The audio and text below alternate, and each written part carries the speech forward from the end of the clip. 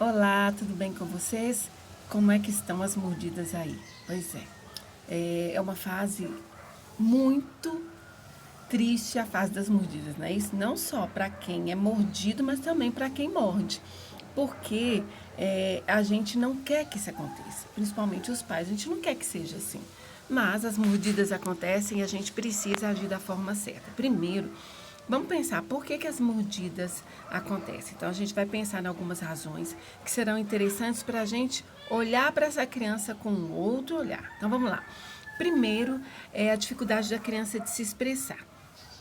A criança não sabe se comunicar, faltam palavras e a criança é reativa. A criança reage àquilo que incomoda ou àquilo que ela não gostaria que acontecesse. A criança não sabe lidar com emoções e ela vai reagir de alguma forma. Ela não sabe lidar, processar a frustração ou não. Então ela vai reagir de alguma forma. E essa fase, como a criança está na fase oral, né, onde tudo ela vai levar à boca, então ela vai reagir principalmente através das mordidas. O que é a fase oral é? É uma fase, segundo Freud, onde a criança experimenta o mundo pela boca. Ela explora o mundo.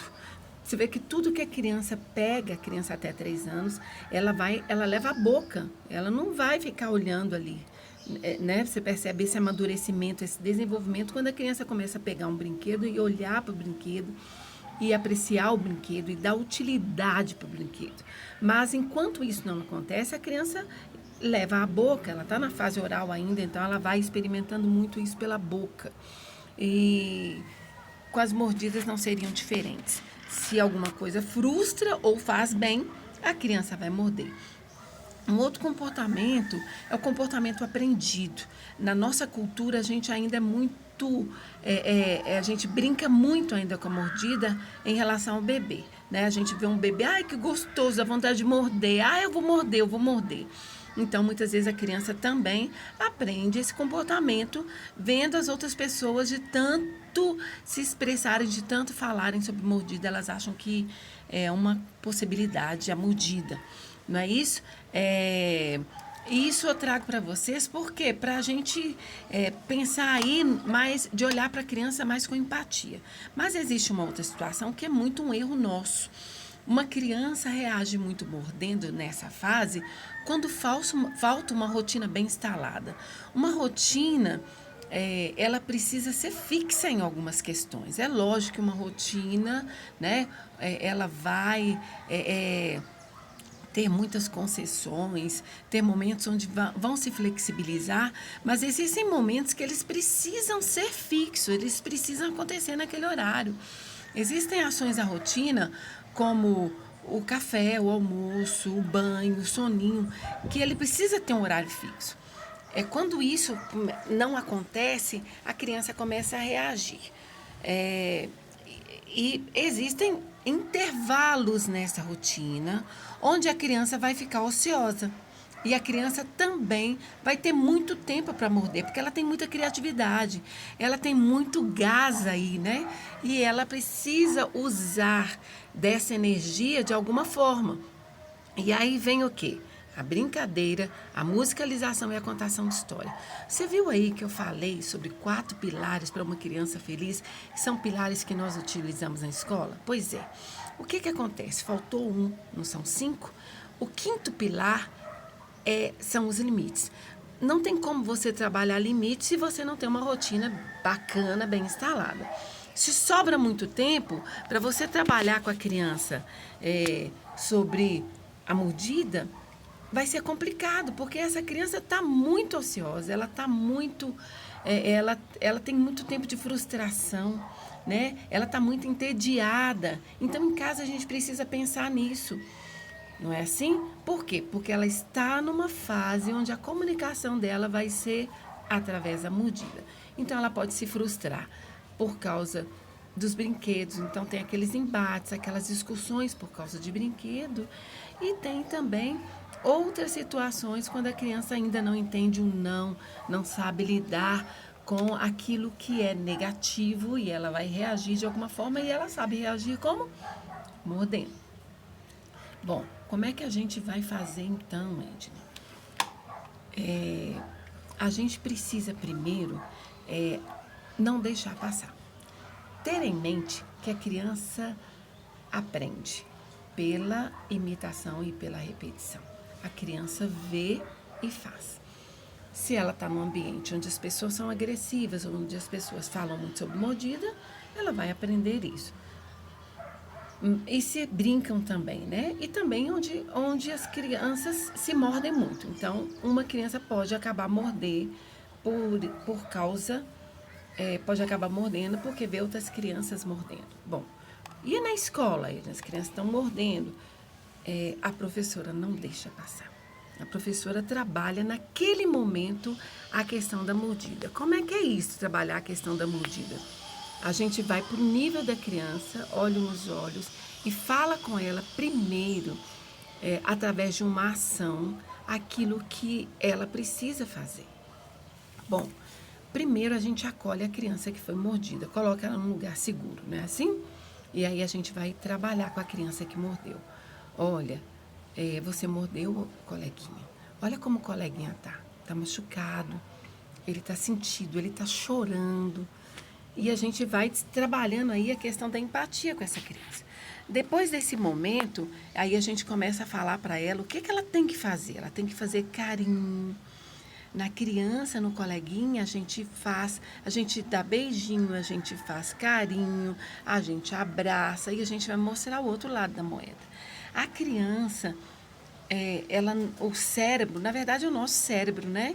Ele não entende muito o não primeiro, ele entende a ação.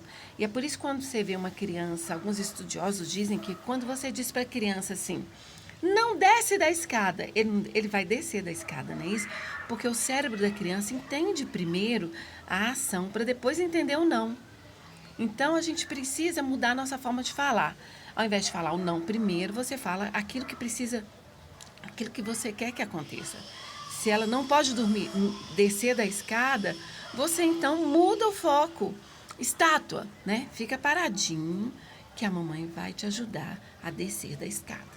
Ou alguma outra situação. Então a gente precisa pensar, a gente precisa ter um cuidado especial nessas questões. E aí vem a questão da repetição. A criança aprende pela repetição. Nós somos muito de cansar. Eu já falei uma vez, já falei 2 vezes, vou falar mais. Não. Com a criança pequena não acontece assim. É por isso que muitas vezes a criança não se instala uma rotina em casa. Porque a gente começa e viu que não dá certo, a gente para. Por que que na escola dá certo? Porque aquilo todos os dias vai acontecer daquela forma e naquele horário. E a gente vai trabalhar a frustração da criança, a gente vai trabalhar com brincadeira, a gente vai ensinar com música, a gente vai ensinar com contação de história e a gente vai ensinar nesses momentos com limites. Como é que a gente vai ensinar o limite para a criança? Todos os dias falando a mesma coisa que precisa ser trabalhado dentro de uma rotina bem instalada. Então, não sobra tempo, não tem tempo ocioso.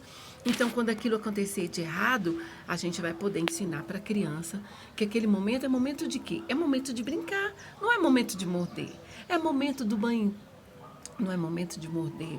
É momento da alimentação, não é momento de morder o coleguinha. Então, a gente vai fazer isso. E a outra coisa interessante é que você vai receber os bilhetes, não é? Aí o bilhete vem num dia, vem no segundo dia e você não vai desistir.